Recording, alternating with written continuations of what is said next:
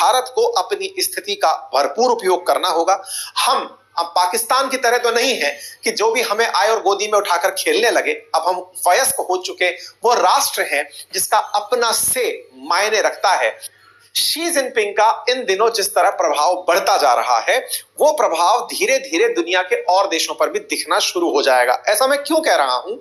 आज का ताजा अपडेट एक ये है कि फिलहाल ट्रंप ने रूस को भी ये कहते हुए धमका दिया कि अगर 50 दिन के अंदर तुमने यूक्रेन के मामले पर समझौता नहीं किया तो तुम्हारे ऊपर भी हम सीवियर टैरिफ लगा देंगे। अब मुद्दा ये है कि tariff Brazil, tariff Australia, tariff Russia, tariff India, इन सब चीजों के बीच में चाइना निकलकर खड़ा हो गया। आपको याद होगा कुछ दिनों पूर्व ही मैंने एक सेशन किया था जिसमें यह बताया था कि नाटो के चीफ जो रूट हैं उन्होंने कहा था कि आने वाले समय में चाइना ताइवान पर हमला कर सकता है। नाटो का हमला, नाटो का यह सोचना कि चीन ताइवान पर हमला करेगा और यह ट्रंप को बताना, और ट्रंप का दुनिया के देशों में अपने मित्रों से यह पूछना कि क्या आप में से कोई मेरे साथ ताइवान के लिए युद्ध में चलेगा, यानी चाइना के खिलाफ चल के लड़ेगा। साउथ कोरिया से पूछा, जापान से पूछा, दोनों में से कोई कुछ नहीं बोला। ऐसे में ट्रंप का जो टैरिफ गेम है वो अब भारत को भी कहीं ना कहीं चीन के नजदीक ले जा रहा है। साथियों, अप्रैल 3 के पास जब दुनिया में टैरिफ का घोषणा करते हुए ट्रंप ने यह कहा था कि अगर आप हमसे व्यापार चाहते हैं तो मैं आप पर रेसिप्रोकल टैरिफ लगाकर बदले की कार्रवाई करूंगा। फिर उसके बाद उन्होंने 3 महीने का समय दिया। 9 जुलाई तक का सबने इंतजार किया। भारत लगातार इंतजार में था कि ट्रंप के साथ में ट्रेड डील होगी, लेकिन ये ट्रेड डील नहीं हो सकी। ऐसे में अभी भी भारत की टीम वॉशिंगटन में बताई जा रही है। इसी बीच में भारत के विदेश मंत्री जाकर के शी जिनपिंग से मिलते हैं तो यह निश्चित ही एक बहुत बड़ी खबर बनती है। एक के बाद एक आप समीकरणों पर गौर करिए। ब्राजील का अमेरिका के खिलाफ होना, ऑस्ट्रेलिया का चीन की यात्रा पर होना, ऑस्ट्रेलिया पीएम का चीन की यात्रा पर होना, शी जिनपिंग का हाल ही में जिस तरह से दुनिया को अपने साथ लेने का प्रयास और उसमें अमेरिका द्वारा रूस को और खफा कर देना, ताजा ब्रिक्स को यह कहते हुए अमेरिका का धमका देना कि हम तुम पर एडिशनल 10% टैरिफ लगा देंगे।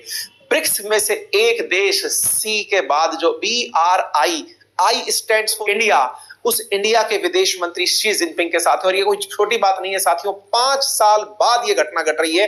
वर्ष 2020 के बाद ये पहली बार है कि भारत के विदेश मंत्री शी जिनपिंग से मुलाकात कर रहे हैं। अंतरराष्ट्रीय स्तर पर इस खबर के बहुत मायने निकाले जा रहे हैं कि क्या इस समय एंटी अमेरिकी सेंटिमेंट्स को चाइना एक साथ करने में कामयाब हो गया है। यह सारी जानकारी आज के सेशन में करेंगे। इसी बीच में आपके दिमाग में उठ रहा जो बड़ा प्रश्न होगा वो ये है कि चाइना ने इंडिया पाकिस्तान के बीच जो चला फिलहाल जो युद्ध था, जिसके लिए ऑपरेशन सिंदूर हमने चलाया था, उस समय पाकिस्तान का साथ दिया था, तो क्या ऐसे में भारत चीन को साथ लेकर चलने के लिए तैयार होगा या चीन के साथ आगे बढ़ने के लिए तैयार होगा? इसे काउंटर किया जा सकता है यह कहते हुए तो कौन सा अमेरिका हमारे साथ था। साथियों, अब भारत के सामने स्थितियां ऐसी हैं कि हमारे सामने 2 बुरे लोग हैं, एक अमेरिका और एक चाइना। फिलहाल हमें कम बुरा चुनना है। कम बुरे के अंदर ट्रंप और शी जिनपिंग में से कौन कम बुरा है यह पहचानना है। आपको यह समझना होगा भारतीय होने के नाते कि दोनों ही हमारे लिए अच्छे नहीं हैं, लेकिन फिर भी ट्रंप जिनका रवैया पूरी तरह से एक ऐसे व्यक्ति का हो गया है जो केवल और केवल बार्गेनिंग पर आधारित व्यवहार निभा रहे हैं कि आपको इतना फायदा, मुझे इतना फायदा नहीं दोगे तो मैं तुम्हारा यह नुकसान पहुंचा दूंगा। देशों का एक दूसरे पर विश्वास खत्म करने वाला इनका नजरिया रहा है। साथियों, आपको याद होगा अमेरिका ने दुनिया को अपने पक्ष में रखने के लिए और अपने पक्ष में माहौल बनाने के लिए नाटो नाम का एक संगठन बनाया था जो कि USSR के खिलाफ था। बाद में फिर एशिया पैसिफिक में उसने क्वाड नाम का एक संगठन बनाया, फिर और ज्यादा रीजनल होते हुए ऑकुस नाम से एक संगठन बना लिया। अमेरिका जनरली इस तरह की ग्रुपिंग में विश्वास रखता है। अमेरिका से सीखे हुए दुनिया के देशों ने ब्रिक्स और SCO नाम के संगठन बनाए। ये दोनों ही संगठन रूस और चाइना के दिमाग की उपज थे। रूस और चाइना के दिमाग की उपज में एससीओ की चर्चा आज मैं इसलिए कर रहा हूं क्योंकि भारत के विदेश मंत्री अगर चीन गए हैं तो कोई तो प्रयोजन भी लेकर गए होंगे। ऐसा नहीं होगा कि भारत के विदेश मंत्री वहां हैं और बस यूं ही मुंह उठाकर पहुंच गए, कोई कारण नहीं था, ऐसा नहीं। हमने बकायदा प्रयोजन भी चुना। हम गए एससीओ की बैठक में। अब आप पूछेंगे ये एससीओ है कि खत्म ही नहीं हो रहा है? थोड़े दिन पहले आप बताए थे कि हमारे रक्षा मंत्री वहां की बैठक में गए हुए हैं, तो समझ लीजिए साथियों, शंघाई कॉरपोरेशन ऑर्गेनाइजेशन 10 देशों का ऐसा समूह जिसमें भारत, पाकिस्तान, चाइना, रशिया, ये सारे देश जो सेंट्रल एशिया से लेकर के एशिया की प्रमुख कंट्री कहे जा सकते हैं, वो सभी के सभी इस संगठन में हैं। इनके हेड ऑफ स्टेट्स की बैठक होनी है और उससे पहले सारे के सारे रक्षा मंत्री, विदेश मंत्री, डिफेंस मंत्री, ये सब मिल रहे हैं और ऐसे में विदेश मंत्रियों की बैठक प्रस्तावित थी। आपको याद होगा ये 2 हफ्ते पहले मैंने एक बैठक में, एक मीटिंग में, एक न्यूज में बताया था कि भारत के रक्षा मंत्री भी गए थे एससीओ के डिफेंस मिनिस्टर की बैठक में, जहां पर भारत के रक्षा मंत्री ने यह कहते हुए इनकार कर दिया था कि वो एससीओ समिट का जो पत्र निकला है उस पर साइन नहीं करेंगे, मना करते हुए यह कहा था कि हम साइन इसलिए नहीं करेंगे क्योंकि इसमें आपने पहलगाम हमले को स्थान नहीं दिया है। अब हमारे विदेश मंत्री यहां पहुंचे हैं। आपके दिमाग में प्रश्न आएगा, जब पहलगाम को जगह नहीं दी तो हमारे विदेश मंत्री को नहीं जाना चाहिए था। साथियों, बदलते हुए जियोपॉलिटिक्स में ये आप लोगों को भी बहुत समझना आवश्यक है कि इस समय कोई किसी का परमानेंट शत्रु नहीं, कोई किसी का परमानेंट मित्र नहीं, केवल आपदा ही अवसर बनकर के सामने खड़ी है। ऐसे में फिलहाल भारत एससीओ को कैसे अपने पक्ष में रख सकता है, ब्रिक्स का कैसे लाभ ले सकता है, या फिर अमेरिका के बदलते रवैये को कैसे अपॉर्चुनिटी में बदल सकता है, ये सब हमें विचारना होगा। भारत ने अपनी तरफ से एससीओ को जो इस बार चाइना होस्ट कर रहा है उसका उनको अभिवादन किया। साथ में यह भी हुआ कि भारत के विदेश मंत्री अपने चीनी समकक्ष वांग वी से भी मुलाकात किए। कहा जाता है कि चीन में शी जिनपिंग के बाद अगर कोई दूसरा सबसे पावरफुल व्यक्ति है तो वो वांग वी है। तो एस जयशंकर साहब की मुलाकात वांग वी से भी होती है। वाइस प्रेसिडेंट से मुलाकात होना, वांग वी से मुलाकात होना, ये बहुत मायने रखने वाली बात है। फिर से मैं याद दिला दूं, एससीओ की समिट में 10 विदेश मंत्रियों की बैठक होनी थी, बस इतना ही काम होना था। लेकिन आप वाइस प्रेसिडेंट से मिलते हैं, आप वांग वी से मिलते हैं जो विदेश मंत्री, और अब आप राष्ट्रपति से भी मिल रहे हैं। यह दर्शाता है कि आपकी बैठक में एससीओ में जाना केवल एक बहाना था, लेकिन चाइना के साथ भारत के रिश्ते सुधरे या सुधरते चाइना के सुधरते दिखें, यह अमेरिका को बताना था। यही हमारा प्रयास था। एस जयशंकर साहब यहां जाते हैं, साथ में अपनी बातें रखते हैं और कहते हैं कि हमारे रिलेशन कंस्ट्रक्टिव तरीके से आगे होने चाहिए। साथ ही साथ बॉर्डर पर हम normalising people to people exchange को देखते हुए आगे बढ़े और ये ध्यान रखें कि हम रेस्ट्रिक्टिव ट्रेड मेजर्स का उपयोग ना करें। ये असली खेला था जो विदेश मंत्री जाकर यहां पर खेल गए। ध्यान से देखने वाली बात यह है कि हम जब एक दूसरे के म्यूचुअल रेस्पेक्ट की, म्यूचुअल इंटरेस्ट की, म्यूचुअल सेंसिटिविटी की चर्चा कर रहे हैं, तब साथ में हम एक लाइन और बोल रहे हैं कि हमें रेस्ट्रिक्टिव ट्रेड मेजर्स और रोड ब्लॉक्स से बचना होगा। ये क्या कहानी है जो जयशंकर साहब जाकर चाइना में कहा है? अब ध्यान से समझिएगा। असल मायने में जब भारत के विदेश मंत्री इनके विदेश मंत्री से मिल रहे हैं तो इनको ये बात याद दिला रहे हैं कि सर देखिए, हम लोग दुनिया में अलग अब हो नहीं सकते। बॉर्डर शेयर हो चुके हैं तो साथ तो रहना ही है। को एग्जिस्टेंस पीसफुल होगा तो बहुत अच्छा होगा। साथ साथ कॉमन डेवलपमेंट को लेकर काम करेंगे, विन विन कॉपरेशन को लेकर काम करेंगे तो बेहतर होगा। कंपटीशन हो लेकिन प्रतिस्पर्धा सहयोगात्मक रूप से बढ़े। लोग एक दूसरे के साथ प्रतिरोध के रूप में आगे ना बढ़े, सहयोग के रूप में आगे बढ़े। भारत के विदेश मंत्री ने यहां पर एक अच्छी बात कही और वो ये था कि भारत को उम्मीद है कि एससीओ की आगामी बैठक में आतंकवाद को कतई बर्दाश्त नहीं करने की नीति पर भी ध्यान दिया जाएगा कि आतंकवाद को बर्दाश्त नहीं करना है। हमारे बीच में मतभेद हो सकते हैं लेकिन वो विवाद नहीं बनने चाहिए और ना ही प्रतिस्पर्धा संघर्ष में बदलनी चाहिए। ये तो एक ऐसी कोटेशन है जिसे लिखा जा सकता है कि मतभेद हो लेकिन विवाद ना बने, प्रतिस्पर्धा हो लेकिन संघर्ष ना बने। ये भारत जाकर चीन को लेसन सिखाता है और ये लेसन बहुत मायने रखता है साथियों। हम चाइना के साथ कॉम्पिटिटिव ही कंपटीशन रखते हैं। हम चाहते हैं कि दुनिया के अंदर जब सप्लाई चेन की बात हो तो भारत का नाम सप्लाई चेन में टॉप पर काउंट किया जाए।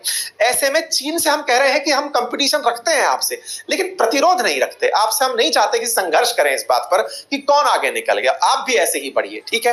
भारत ने अपनी तरफ से पहलगाम के मामले को फिर से यहां पर रख दिया, यानी कि एक तरह से विदेश मंत्री ने यह कहा कि आतंकवाद को आपको यहां जगह देने की आवश्यकता है, कि हम आतंकवाद को टॉलरेट नहीं करेंगे।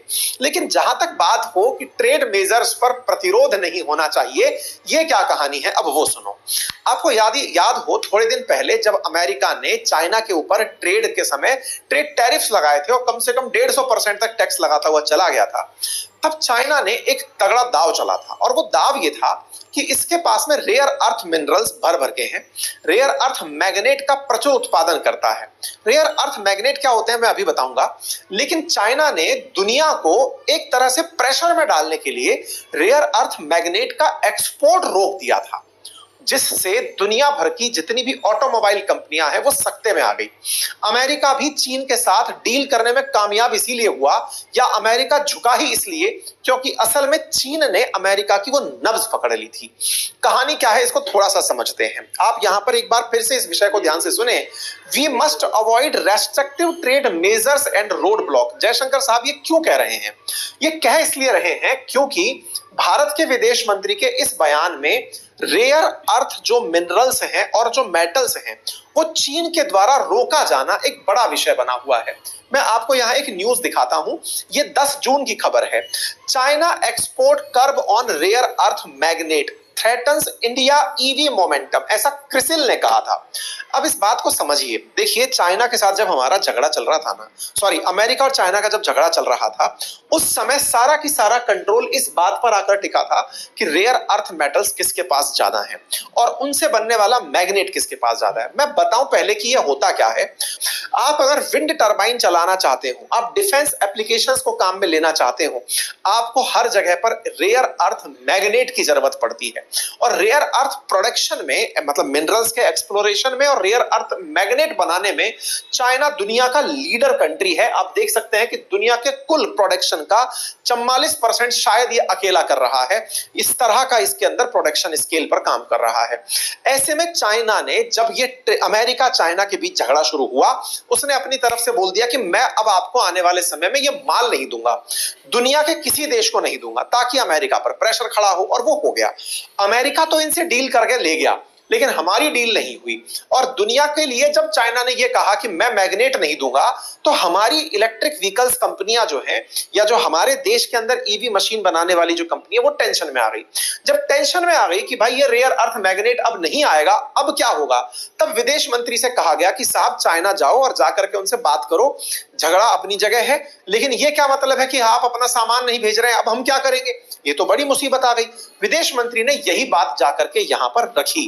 भारत की तरफ से इस बात को यहां रखा गया कि साहब आप ये लोग जो काम कर रहे हो ना, इन्होंने कहा कि ये रोड ब्लॉक मत करिए, ये जो आपने अर्थ मैग्नेट की सप्लाई पर जो रेस्ट्रिक्शन लगाया है, इसमें कॉपरेशन रखिए। भारत ने अपनी तरफ से एक तरह से कहिए तो अपने जो उद्योग धंधे हैं उनके हित की बात चीन में जाकर के रखी। एक और चीज कि साहब ऐसे तो कल को ये कभी भी हमारी नब्ज पकड़ लेगा, बिल्कुल, तो अब क्या करें? ऐसे में भारत ने, जब अब चाइना ये खेला खेल रहा था, हमने भी रेयर अर्थ मैग्नेट इंडिया में बनाने के कारखानों पर बजट अनाउंस कर दिया। इंडिया ने अपनी तरफ से एक स्कीम लॉन्च करते हुए उसी समय पर ही यह तय किया कि अब हम भी अपने स्तर पर प्रोडक्शन करेंगे। तो क्रिटिकल मिनरल के केस में भारत ने रेयर अर्थ मैग्नेट हैदराबाद में डेवलप करने के लिए अपनी तरफ से तैयारियां शुरू कर दी। तो एक तरफ हम चाइना से बात कर रहे हैं, दूसरी तरफ खुद से रेयर अर्थ मैग्नेट के निर्माण पर भी काम करना शुरू कर रहे हैं। ये बातें हमने वांग वी के सामने भी रखी, वाइस प्रेसिडेंट के सामने भी रखी, और आज की जो ताजा सुर्खी बनी वो ये कि भारत के विदेश मंत्री जाकर मिल लेते हैं शी जिनपिंग से, और जाकर के वो द्रौपदी मुर्मू जो हमारे देश की राष्ट्रपति हैं और हमारे प्रधानमंत्री की तरफ से उनको अपनी तरफ से वो प्रेषित करते हैं, अभिवादन प्रेषित करते हैं। तस्वीरें आपके सामने हैं, दोनों के बीच की बातों को यहां पर पहुंचाया जाता है। तस्वीरें जैसे ही वायरल होती हैं कि साहब हमारे विदेश मंत्री जाकर मिल लिए हैं, इसके तमाम प्रकार के मायने निकाले जाने लगते हैं। तब मायने निकलते हैं कि ये तो वैसा ही हुआ जैसे शी जिनपिंग के साथ में प्रधानमंत्री की मुलाकात हुई थी पिछले साल, जिससे सारे रिश्ते सुधर गए थे, और अब शी जिनपिंग जिस तरह से विदेश मंत्रियों से मुलाकात कर रहे हैं, ऐसे में भारत के विदेश मंत्री से मुलाकात होना भारत के लिए ट्रंप को चिढ़ाने का एक और कदम हो सकता है। इसको आप ऐसे समझिए, ब्राजील के खिलाफ ट्रंप हो रखे हैं, लूला डी सिल्वा से नाराज हैं, और हमारे प्रधानमंत्री लूला डी सिल्वा से वहां का सर्वश्रेष्ठ पुरस्कार लेकर आ जाते हैं। अमेरिका चाइना से खफा हो रखा है, हम चाइना से जाकर मिल रहे हैं। अमेरिका बार बार कह रहा है कि ब्रिक्स कंट्री हमारे खिलाफ प्रयास कर रहे हैं, मैं उस पर 10% टैरिफ लगा दूंगा, उसके बावजूद हम जाकर इनसे मिल ले रहे हैं। इसका मतलब कहीं ना कहीं ऐसा है कि भारत अमेरिका के साथ होने वाली डील से पहले अमेरिका को यह रियलाइज कराने में लगा है कि अल्टीमेट विकल्प आप ही नहीं हो। अगर ऐसा होता है तो हम अन्य अवसर भी तलाशते रहेंगे। संभवतः यही करने के लिए विदेश मंत्री यहां गए हो। फिलहाल आप उन्हें मैग्नेट से समझ लें, लेकिन यह तय है कि भारत और चीन आतंकवाद पर हमेशा पाकिस्तान के लिए एक जैसे नहीं हो सकते। चीन के अपने निहित स्वार्थ है, इसलिए वो पाकिस्तान के साथ खेला खेलता है। भारत को सीमा क्षेत्र पर जिस तरह चीन से रिफ्ट पैदा होती मिलती है, वो अपने आप में एक बड़ा मुद्दा है। और ताजा ताजा अभी जो तिब्बत के अंदर दलाई लामा वाला जो मामला है, जो भारत के अंदर शरणार्थी बनकर धर्मशाला में है, उन्हें चाइना के द्वारा ना पहले एक्सेप्ट किया गया था, ना अब एक्सेप्ट किया गया है। और चाइना भारत को लेकर इस बात पर बहुत खफा होता है कि अब तिब्बत के आंतरिक मामले में, या फिर कहिए चीन के आंतरिक मामले में क्यों फोकस करते हैं, जबकि भारत तिब्बत को लेकर के मन में यह रखता है कि यह कब्जा किया हुआ स्थान है, तुमने जबरदस्ती पकड़ा हुआ है। खैर जो भी है, भारत तिब्बत के मामले में अपनी तरफ से उन्हें धार्मिक स्वतंत्रता का ही मामला मानता है और कहता है चाइना से कि भैया देखो, आप अपने तरह से खेलो, हम अपने तरह से रहते हैं। धर्म के नाम पर दलाई लामा जो कर रहे हैं वो करने दें। लेकिन चाइना में लोग ये मानते हैं कि भारत तिब्बत के मसले को उठा करके चाइना भारत के रिश्तों में कहीं ना कहीं कांटे चुभोता है। खैर जो भी है, इन सब चीजों का एक ही सार निकलता है और वो ये है कि भारत को अपनी स्थिति का भरपूर उपयोग करना होगा। हम अब पाकिस्तान की तरह तो नहीं है कि जो भी हमें आए और गोदी में उठाकर खेलने लगे। अब हम वयस्क हो चुके, वो राष्ट्र है जिसका अपना से मायने रखता है। भारत डिसाइड करता है कि हमें चाइना के साथ किस तरह का व्यवहार रखना है, रूस के साथ कितना व्यवहार रखना है और ट्रंप को कैसे हैंडल करना है। ऐसे में भारत का चीन के साथ बदलता हुआ जो ये नजारा है, आपको कैसा लगा जरूर कमेंट बॉक्स में बताइए।